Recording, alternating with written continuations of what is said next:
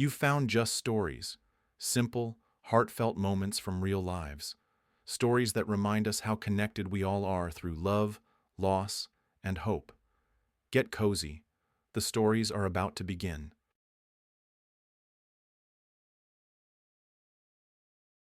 Every evening, finishing her journey home, Eleanor Smith involuntarily slowed her pace before the last turn.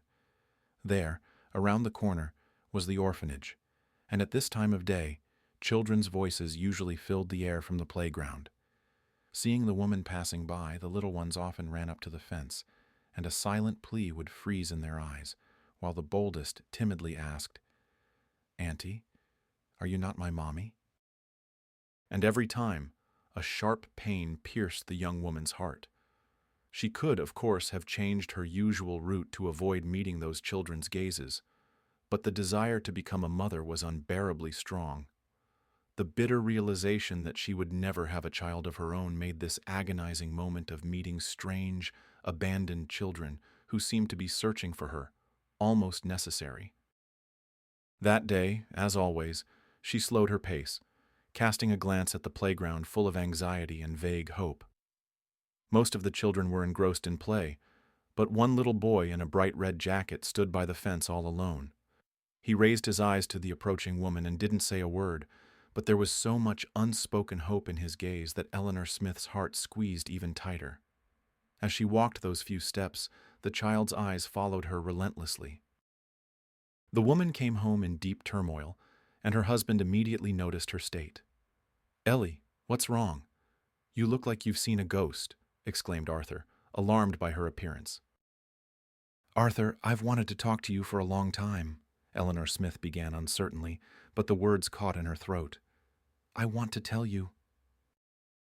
Her husband smiled ironically, seeing her hesitation. "Ellie, you're starting so timidly. You're wavering, doubting. What happened? Is it something so important it could turn our whole life upside down?" "You know, Art, that I can't have children," she finally said. "Ellie, why open up an old wound?" Arthur's voice held pain. "We've already talked about this, accepted our sorrow. Why go back to it again?" "Art, wait. Listen to me completely before you object," Eleanor insisted. "I always walk past the orphanage. There are little abandoned children living there. They are needed by no one except those who are ready to give them a family." "Art, today I saw a boy there, quite tiny," she continued, and her voice trembled. "He was just standing and looking at me, and his eyes turned my whole soul upside down. Art, I want to adopt him. He will be our son." Arthur Davis grunted hesitantly, considering what he had heard. "I hadn't really thought about that," he admitted.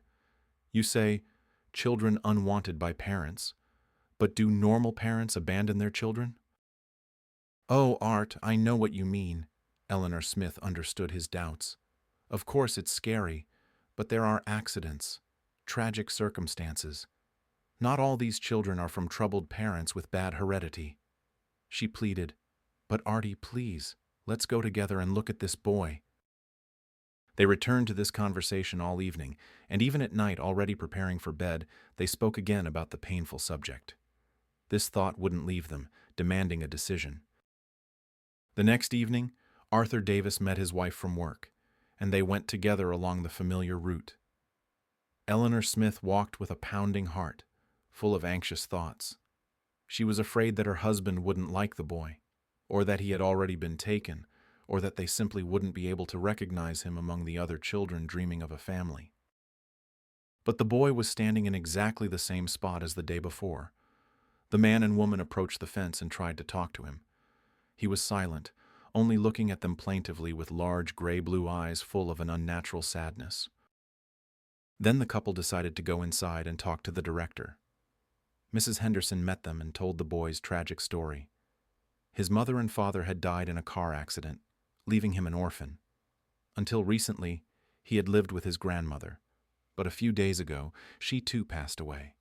Her heart couldn't bear the loss of her beloved daughter. The boy's name is Michael, and he is completely alone in the world, without any relatives.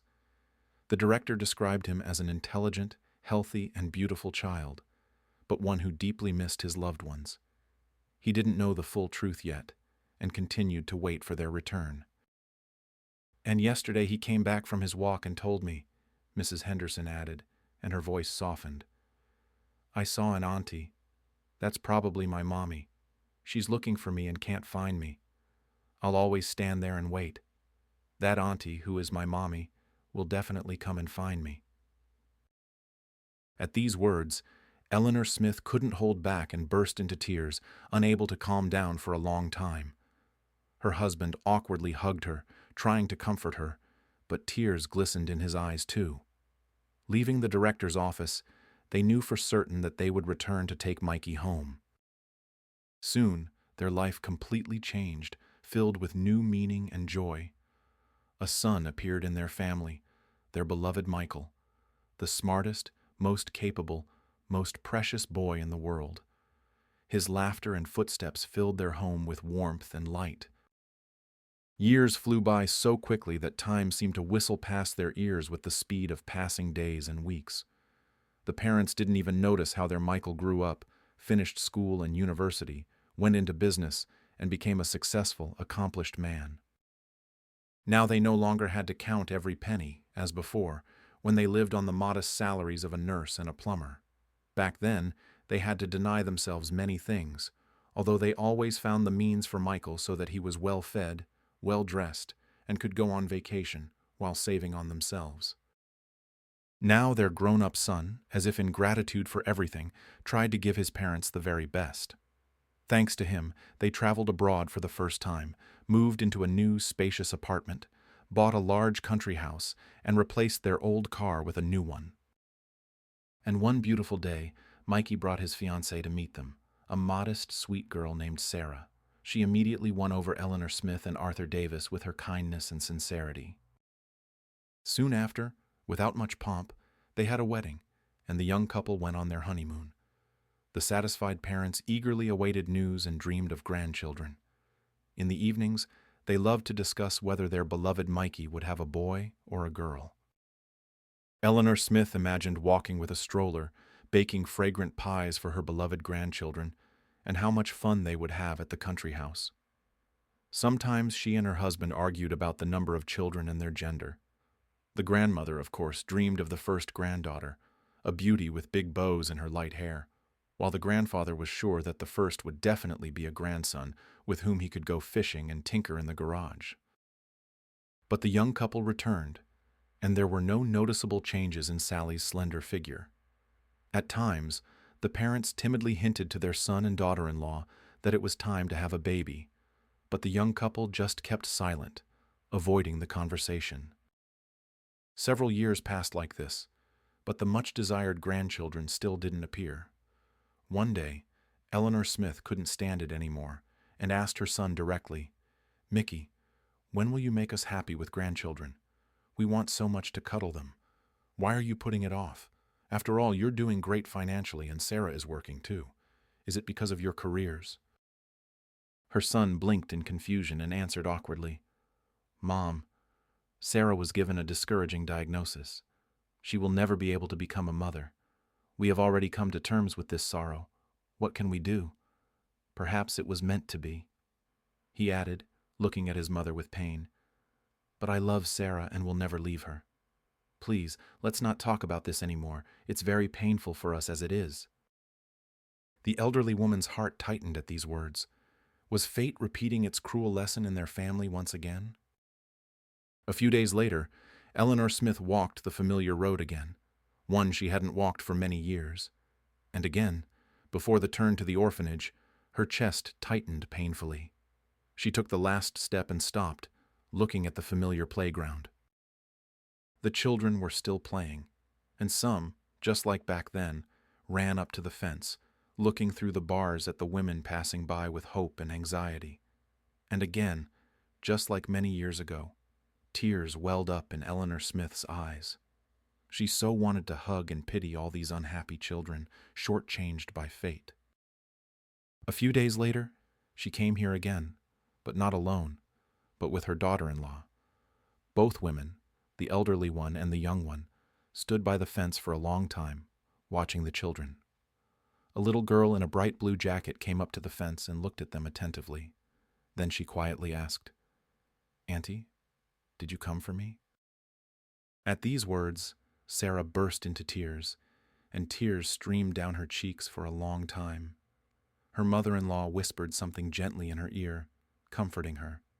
Then both women hugged, and smiles appeared on their faces through their tears. A week later, Sarah and Eleanor Smith came to the orphanage, which had become so familiar, together with Michael. But when they spoke to the director about the girl, Mrs. Henderson said that she couldn't give only her away. "How? Why?" gasped Eleanor Smith, not understanding. "We've already grown to love her, and she seems to have recognized us. We are ready to start the adoption process. She has touched our hearts so deeply." "The thing is," Mrs. Henderson replied with a sigh, "Emily has a twin sister. Her name is Mary, and she wasn't out playing today because she's a little unwell. Both girls came to us from a reception center for children." The director continued, "Their story is both mundane and tragic. There was a good, solid family. The father worked in the police. The mother, a former accountant, went on maternity leave after giving birth to the twins. An accident happened to the girl's father while on duty," Mrs. Henderson continued. "The woman couldn't cope with her grief, started drinking, and completely forgot about the children.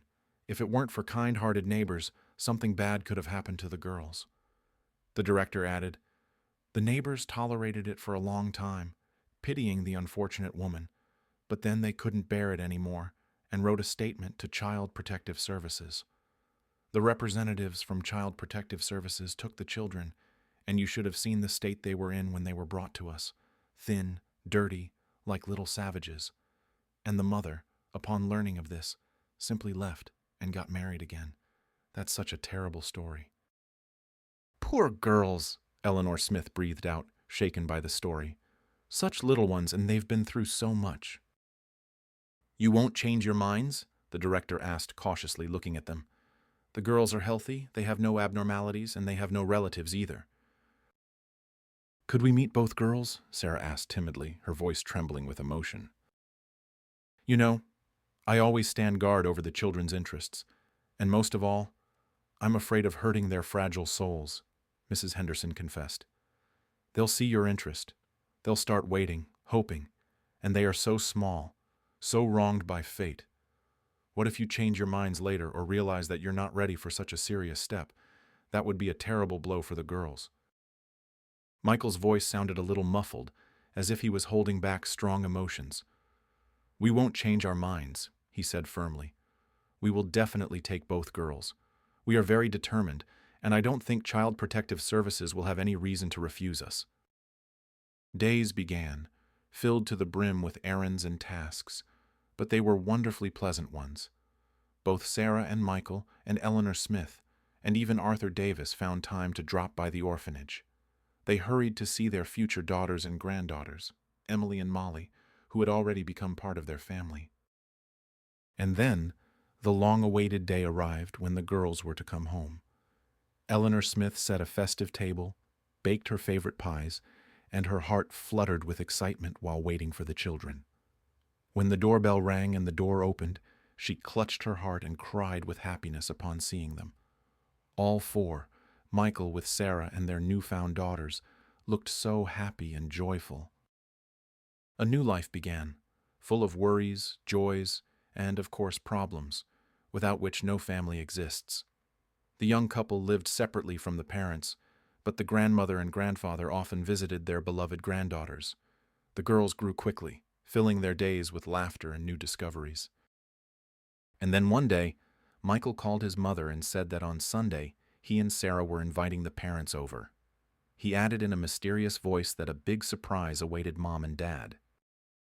"I wonder what they've planned," Arthur Davis mused aloud, trying to guess. "It doesn't seem like any holidays are coming up." "Let's go and see." Eleanor Smith smiled gently, anticipating the meeting.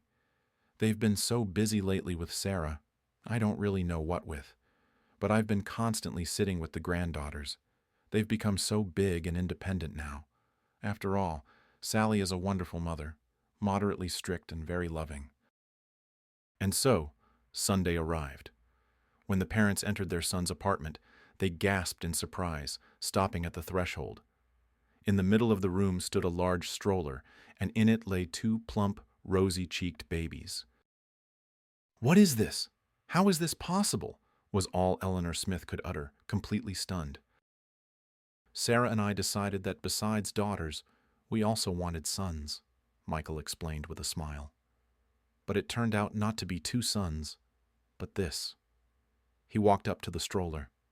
"Grandma and Grandpa, meet them. This is James and Katie. They are already 5 months old. These are our children," Michael added, looking at his mother. Sarah decided to quit her job and devote herself entirely to the children. "But she, Mommy, can't manage without your help. And yours, of course, too, Dad." "Oh, how happy I am," was all the proud grandmother could say, hugging everyone. "How rich I am. I now have 3 granddaughters and 1 grandson." She looked at her son and daughter-in-law with shining eyes. "But I think we won't stop here." Michael put his arm around his wife's shoulders and looked into her eyes, full of love and agreement. "Of course, dear," Sarah replied, smiling. "After all, children are such immense, incomparable happiness.